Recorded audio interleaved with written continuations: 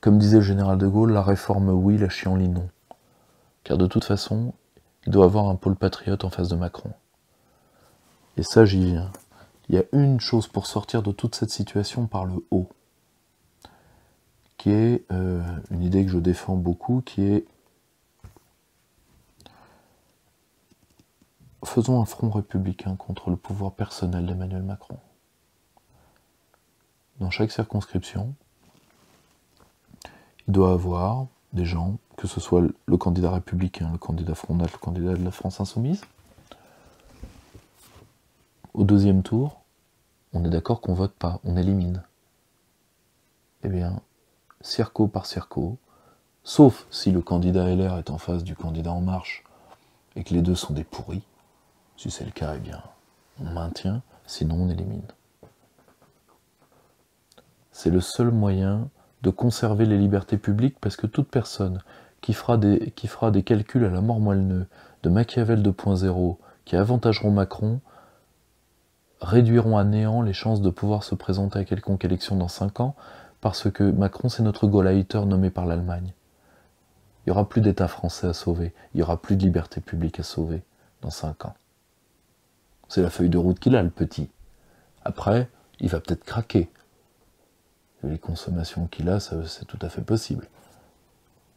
Mais il faut prendre le thème des libertés publiques, car il y a eu des choses terribles dans cette élection. On a fait envoyer des mails à des étudiants par des profs de fac. On a fait ficher des... Là, il y a une saloperie de sous-maires, de maires de province qui fichent ces administrés et qui met leur nom sur Facebook comme électeur Front National. On se demande comment, il le sait d'ailleurs. Il y a eu des censures sur Facebook et les avocats d'Emmanuel Macron menaçaient des gens. Ah oui, le week-end qui a précédé, oui, c'est vrai, on a complètement oublié ce sujet. Les Macron Leaks, où il y a effectivement eu des... Oui, tout à fait.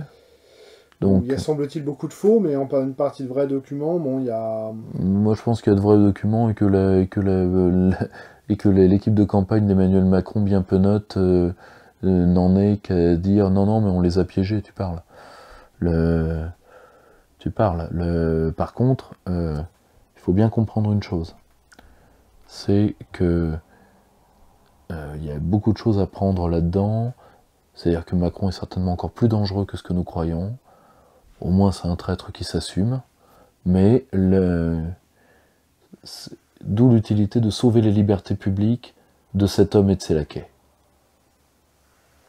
Surtout qu'il va devoir s'aplatir dès le début en détruisant le pays, parce que sa patronne, qui est la Reichschancelière, est en réélection chez elle, réélection qui se fait sur le dos des peuples latins et des Russes, comme quoi les Russes qui soutiennent le maintien de l'euro sont bien punis, hein, vu que la dernière entrevue Merkel-Poutine s'est très mal passée sur le dossier ukrainien. Les Russes sont bien punis, tant mieux pour eux.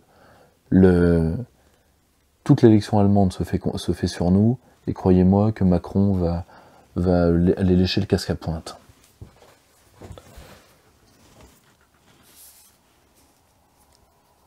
Il y a un dernier point. Parce que je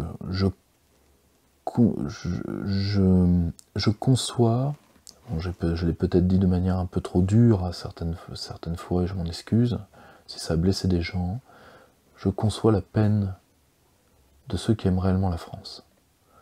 Je conçois leur déception, je conçois leur écœurement, et je conçois leur envie de vengeance, même vis-à-vis des gens qui les ont représentés. Ensuite, il faut bien comprendre une chose. Comme le disait un intellectuel maudit, mais peu importe, la victoire se fera quand chacun d'entre vous se sentira responsable personnellement de la victoire. Donc, je pense qu'il faut enraciner notre programme dans la société. Ça veut dire entrer dans les syndicats, entrer dans les associations.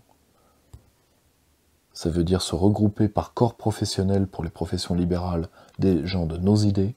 Tout ça en 5 ans, ça peut tout à fait s'organiser et surtout se regrouper et se compter.